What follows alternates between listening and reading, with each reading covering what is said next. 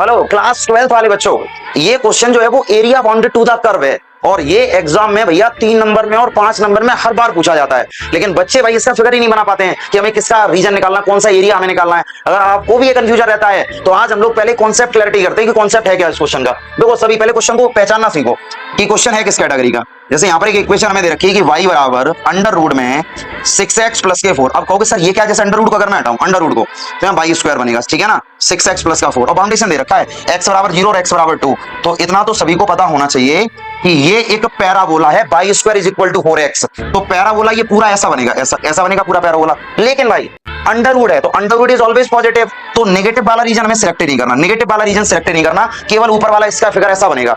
x बराबर 0 की तो यही लाइन होती है x बराबर 0 की, और x बराबर 2 की मैं ये वाली लाइन मान लेता हूं। तो ये वाला रीजन इसका बाउंडेड रीजन होगा और मुझे इसका एरिया निकालना है, समझ गए ना।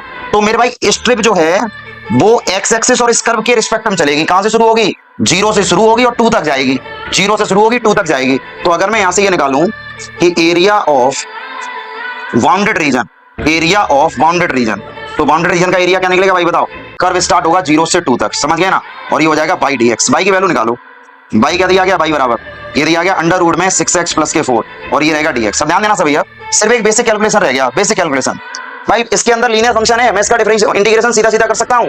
अंडर रूट का क्या होता है? अंडर रूट 2/3 और इस 6x का क्या हो जाएगा? 1/6 और ये हो जाएगा 6x प्लस 4 की पावर, ये बनेगी यहाँ पर 3/2। और इस पर मेरे भाई लिमिट क्या चल रही है? लिमिट चल रही है 0 से 2। देखो पहले सभी, अब तो यानी कि 2 से ये 3 टाइम जाएगा, तो मतलब ये वैल्यू आ जाएगी अपने पास 1/9, ठीक है ना, 1/9 आ गया। अब पहले तुम अपर लिमिट रखो, अपर लिमिट का मतलब पहले 2 रखो इसके अंदर, तो 6 × 2 + 4, 6 × 2, तो यानी कि क्या रहने वाला भाई यहाँ पर 6 × 2 = 12। पहले मैं अपर लिमिट रख देता हूँ, 6 × 2 + का 4 और पावर चल रही है 3/2 माइनस लोअर लिमिट हम 0 रखो, तो x वाला ये पूरा का पूरा 0 हो जाए, केवल 4 बचेगा यहाँ पर, ये वैल्यू आ गई है। तो इसको मैं क्या लिख सकता हूँ यहाँ पर? 6 × 2 = 12 और 12 और 4 कितना होता है? 16, 16 की पावर 3/2 और 4 की पावर 3/2। मतलब इसको अगर मैं लिखना चाहूं तो मैं इसको क्या लिख सकता हूं? 4 की पावर 2 ये रहेगा 3/2 और 2 की पावर 2 मल्टीप्लाई रहेगा 3/2। 2 से 2 खत्म करो, 2 से 2 खत्म करो। 4 की पावर 3 का मतलब होता है 64 और 2 की पावर 3 का मतलब होता है 8। तो देखो पहले सभी, अब 14 में से 8 माइनस करो, 14 - 8 तो कहोगे सर 6 बचेगा।